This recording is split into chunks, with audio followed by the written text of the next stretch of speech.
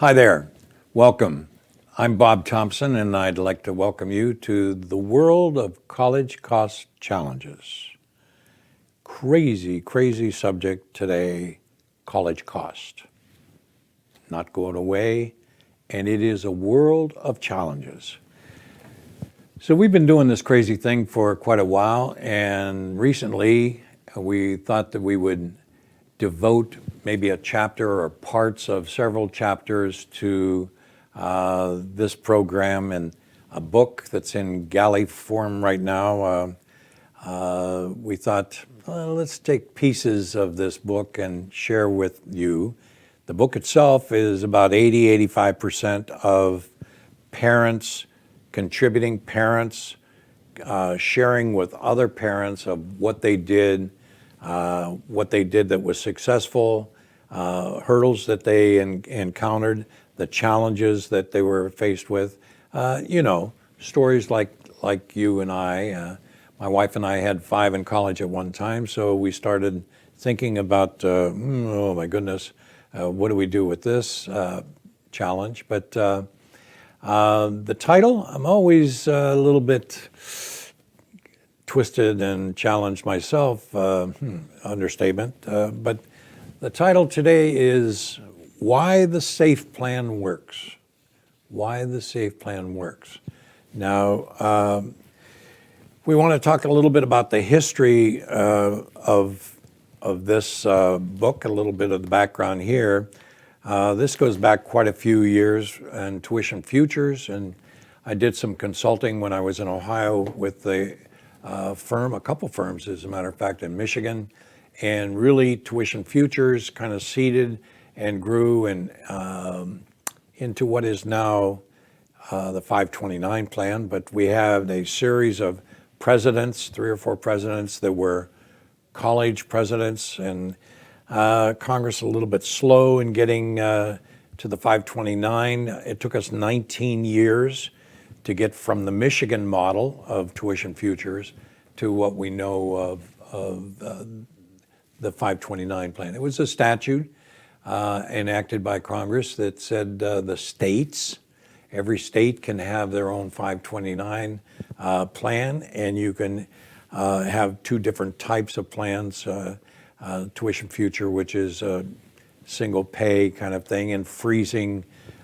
future college costs, and then we have about 32 states that have tax state credit involved in their particular 529 plan. So it's been around a while, and it's a great tool, but I wanted to share with you, if I can, some news, disturbing news. Actually, not too news, this is old stuff, but I'm reminded that I think everybody knows about 529 plans. Awareness, Sally Mae came out with a finding of 51% of college savers, 51% have not heard of 529 plans. Now, the benefit, one of the benefits, major benefit of 529 is if I put $100 in today for my 2-year-old, that $100 will grow and compound and grow. Just that one contribution or deposit. And if it grows to $500, the growth on that original $100 is not taxed when used for qualified education expenses. Now, the magic of compounding is if I put $100 a month away, you can just crunch the numbers and see that that small amount will grow to a significant sum. And when it comes out for qualified education expenses, no tax ramification there, and I should be able to borrow less. $1 saved is much more than $1 less in student financial aid or student loans or parent loans or whatever. So We need to increase the awareness, and this hasn't changed, and it just continues to boggle my small brain in saying 74% or 51% have not heard of 529 plans, and 74% of individuals earning less than 35,000 never heard of it, and 35% of incomes more than 100,000, 35% with incomes more than 100,000. So what are we missing here as far as educating the public, getting the word out there that this is good? Now, does this mean that they're not saving anything? No, these are college savers. They're putting money into XYZ products or whatever, okay? Over the years, we have a matrix that has about 31, 32 different ways of saving for college. And we've talked about that at some of the previous programs. But no, 529 isn't the only way to save, but not to be aware of it completely is kind of mind-boggling. Now that leads us into some topical things. Right now we're in an election year where presidential candidates have their own theories and concepts and what they would do to do differently to address the college cost challenges. And we need some solutions, some answers out there. Almost $1.6 trillion in student loan debt. And I have to share with you that does not include parent loans of home equity lines, borrowing in plus loans, even taking money and borrowing it from their retirement plan, their 401k loans. So it is an incredible problem, but we seem to be using old approaches, if you will.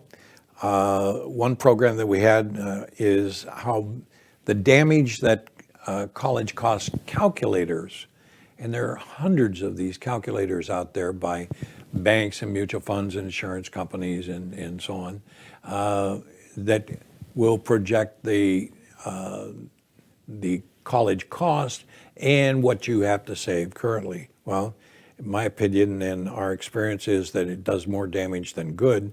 I'm not saying that they're not entirely good, and if used properly as a tool, a planning tool, they can be beneficial, but more damaging. And I kind of connect the dots and say maybe this high percentage of households that are have income more than 100,000, maybe it's because of their initial Googling and going into the internet and seeing what it would cost for my 2-year-old daughter and my 4-year-old son, and it just puts us in a state of paralysis.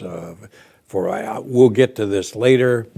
Natural procrastination is out there, but when we add to it a meaningful negative, that it just exacerbates that natural procrastination. Now let's move aside here while we're talking about 529s. A couple of things, news items. One, we have Congress passed just this last month, and the President signed it, the Secure Act.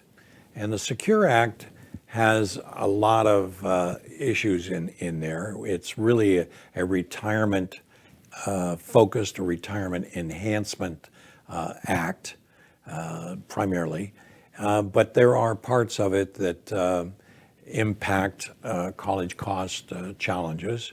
And we need to be aware of those. We need to know this is the second, in 2017, we had a previous act that enhanced, if you will, that we could use these savings 529 plans for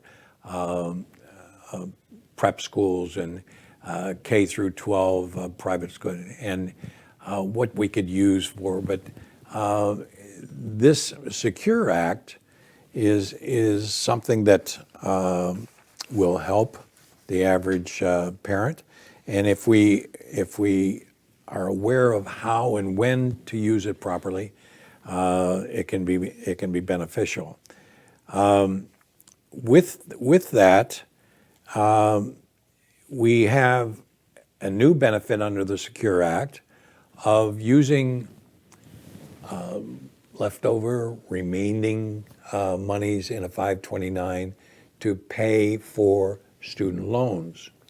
Now, this is a step in the right direction where I can one time a $10,000 distribution from a 529 to be applied to eliminate a part of a 10,000 of a student loan.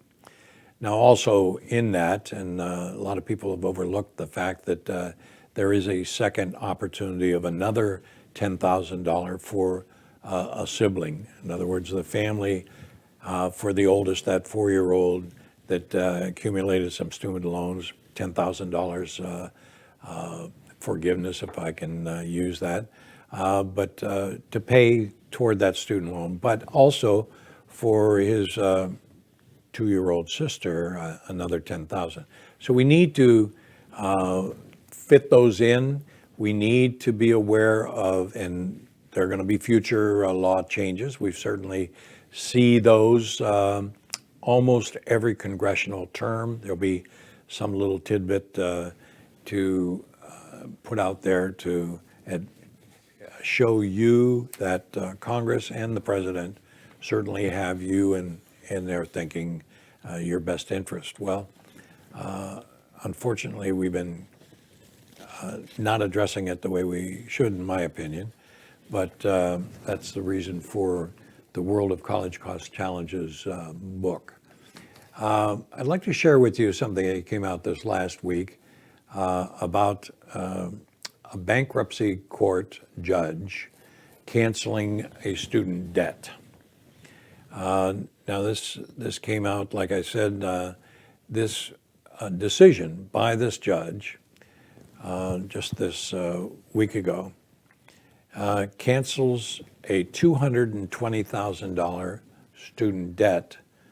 Now, when you get beyond the headline here, okay, but there have been a number of approaches, and some attorneys in different parts of the country are encouraging some people to pursue the bankruptcy route, and there are exceptions, but very, very, very few are granted and permitted to write off student loan debts in the bankruptcy process. But it is a topic of conversation, and we see today versus 3 years ago or 5 years ago that there's because of this $1.6 trillion of student loan debt, there's more pressure by students who have large amount of student debt, but there is no way that they're going to be able to pay this off. Now, we have other efforts.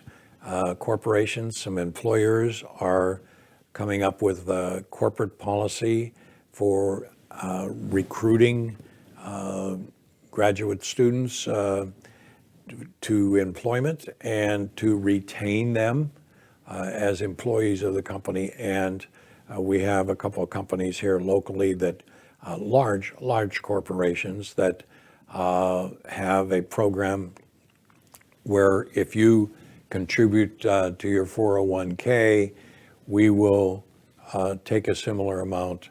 I said that backwards. If you pay a certain amount towards your student loan, I took it in reverse. Let's say I pay $5,000 toward my student loan. The corporation will put $5,000 into my 401k. Now, that's an interesting concept, and I think it's going to grow. I think to attract and recruit quality, skilled employees, that there's going to be more of an employer effort to attack this. Now, part of the reason that they tied the 401k contribution is that some students, many students, say, I can't contribute to my retirement plan because of this student loan debt. So you look at both issues, that if I have $5,000 in my 401k and I'm 26 years old, that $5,000 will grow tax-free until I'm 60 or 65 or a full retirement age at 67 or what have you. That is an incentive and rewarding. That's a win-win situation for the company to recruit and retain that employee, but certainly helps the employee to accelerate the pay down of the student loan debt. Now, coming back to this case here, this gentleman, undergrad degree, I think, out in Arizona, and then went to law school, unable because of his career pursuit and making enough money to pay toward this, had $100,000 of student loans, and because of not paying toward that, the interest is another $110,000. So you can see that the inability to pay, I pay $100, but my loan increased $150, so that doesn't make much sense. We need to attack the problem and use some of these innovative ideas that I mentioned. So the Secure Act, really, we want to look at that and say to parents that have children, maybe a junior or senior, or just recently graduated, has student loans, and there's still some 529 in there. But let's get back to why the SAFE plan works. Let me review a little bit about the SAFE plan, and before I do that, let me mention that some of the previous programs that we've had, we talked about 7 dimensions versus 2. The 2 dimensions, or the 2 stages, are what we've had since back in the GI Bill right after World War II. It really hasn't changed. The mantra is save early, save a lot, 2 dimensions. The 7 dimensions kind of takes a look at the whole problem and providing 7 meaningful steps in addressing the college cost challenges. So as we go through these 7 stages and why the SAFE plan works, well, I mentioned that back on the 25th anniversary, I think, of Money Magazine, and a company that we had, Tuition and Fees, Inc., and a professor at Babson. We both had a similar article reference, and we both coincidentally called the plan the SAFE plan. We didn't collaborate or anything. I never met the gentleman, but the concept was very similar and called the SAFE plan. The SAFE plan is that if we realistically look at what that calculator estimate said, I've got to save $3,000 a month, and we're still paying for daycare, we're still paying for these other things. There's no way as a family that we can contribute $3,000, and that's for one child. So if we look realistically at today's cost of college and saying, for my 2-year-old or my 4-year-old early stage parents, and we're looking at $250,000, $250,000, $500,000 of educational cost. Is that a realistic figure for us to project and plan for? If we take it on face value and I relate it to a mortgage, and we buy a house for $500,000, and I spread the amortization of principal and interest over 30 years, and I'm paying and I'm eliminating that debt gradually. Okay, I'm still paying interest, but over 30 years. Well, with the college, these calculators squeeze that same 500,000 into 4 years. Actually, for the two children, there are 8 years of college cost. But again, realistically, you can't squeeze a figure like that in a short period of time, a shorter period of time. So the SAFE plan is used across the board as a benchmark, okay? A delta for us to say, okay, if we spread the cost of college as a fundamental plan, the SAFE plan, 4 years before college, 4 years during college, and 4 years after college. That's the 12 years.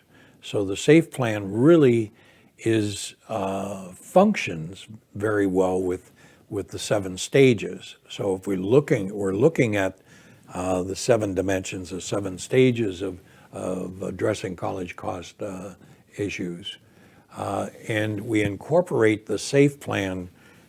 Here you really have a true multi-dimension look at the problem, and use pieces of this, or be flexible enough that primarily we're going to spread the cost over 12 years. So if at the end of college, after the younger or youngest graduates from college, I am aware we planned to have a 4-year after the graduation of the younger or youngest to eliminate any existing debt. That's the real picture. I don't have this college debt of student or parent going on for 20 years or accumulating $100,000 of interest. But if I planned for that 12 years, the SAFE plan, I minimize, and in many cases eliminate, student loan and parent loans if I address it that way. Let me interject, and I wasn't planning to talk about this with the SAFE plan, but it's all connected. And if we haven't had a program on, this is a family issue, not a child issue, we need to address that and plan for a program in the future. This is a family issue. We're creatures of habit. We are cognizant experience, either our own experiences or experiences that we've inherited from our parents or friends or associates or neighbors or whatever, okay, is save early, save a lot. But we save, and grandparents are big on this. Each child is an only child. So if I'm going to put $100 in for one child, and I put $100 in for the second child, or maybe $100 for the third child, and it keeps growing and growing and growing. This is a family issue because the older or oldest is going to go to college a year or 2 or 3 or 4 or whatever it is. The family dynamic has to be a part of the potential solution of the college cost challenge. So if we think in the context of the family and the parents, and when I say parents, I'm not eliminating the single parent or the divorced family situation. I'm not eliminating that.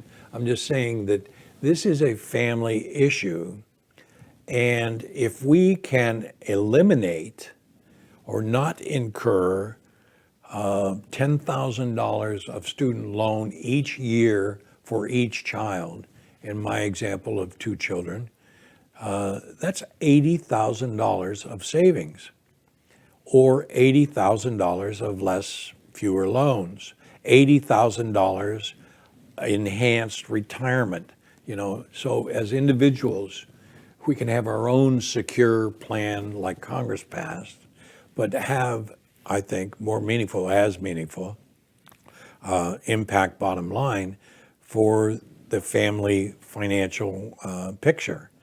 So the SAFE plan, you incorporate the SAFE plan into the overall plan and say, that's my delta, that's my benchmark.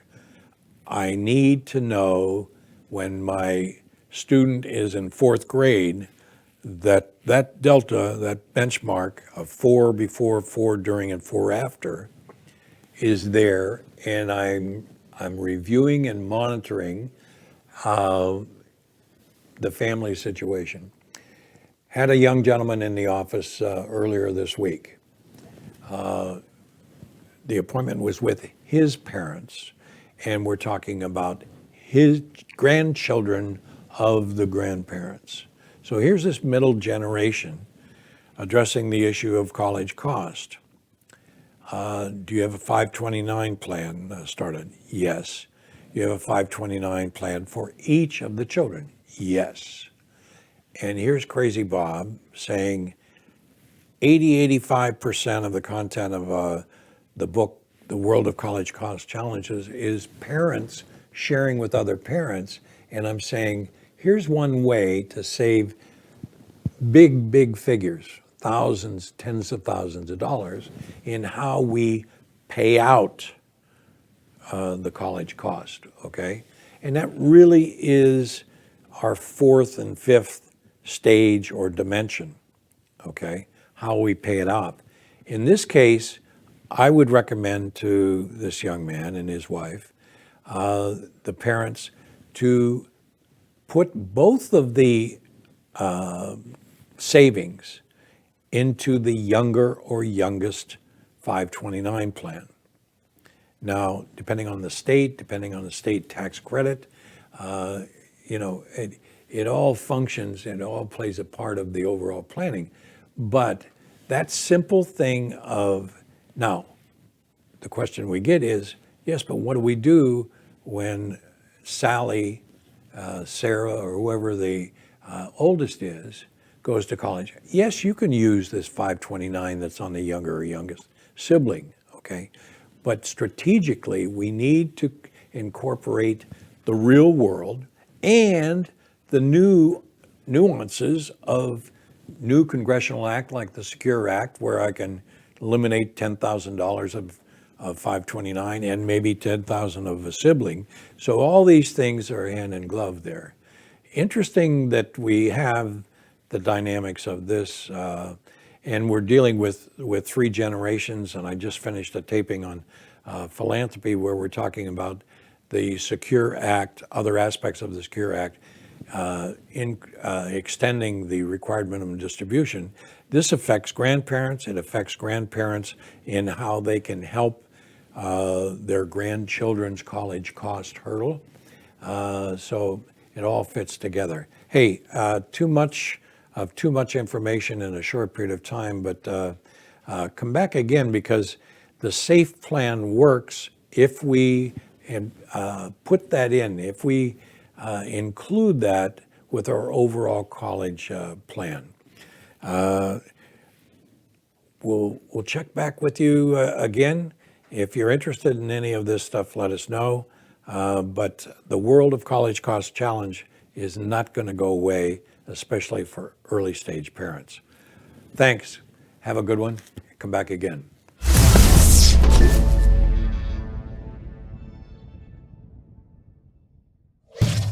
Funding for Simsbury Community Television is provided in part by contributions from viewers like you. Thank you.